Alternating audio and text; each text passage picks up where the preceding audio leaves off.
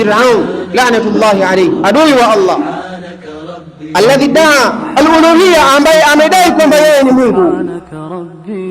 Katika maisha yake yote si amekaa akiwa anajinadi kwamba mimi ana rabbukumul a'la, mimi ndiye yule Mola wenu mkubwa, hakuna mola zaidi ya mimi.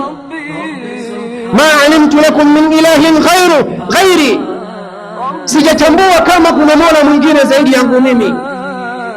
Haya yote Allah tabaraka wa taala anakuja kuyanukuu, anayeweka ndani ya kitabu chake kwamba ni maneno ya kufuria ya kiukafiri ambayo Firaun al-la'in alikuwa akiyatamka na kuyadai.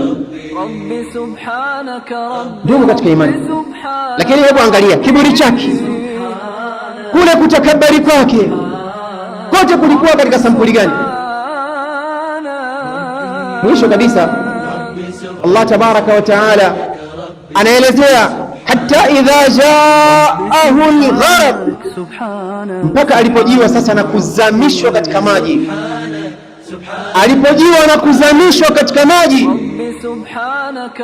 anasema amantu, nimeamini sasa, annahu la ilaha illa alladhi amanat bihi banu Israil wa ana min almuslimin, kwamba nimeamini sasa ya kwamba hapana mola apasaye kuabudiwa kwa haki ambaye ndio yule ambaye wamemwamini banu Israil, na mimi ni katika Waislamu. Kiburi chake chote kimeisha, pazia lishafunguliwa. Yuko pale anasema annasu niyamu fa idha matu tabahu, watu wamelala, pindi roho zao zinapotaka kutoka ndipo wanazinduka. Kiburi chote alichokuwa nacho Firaun la'natullahi alayhi, mpaka imekuwa ni habari ya kuandikwa kwenye vitabu kuhusiana na yeye.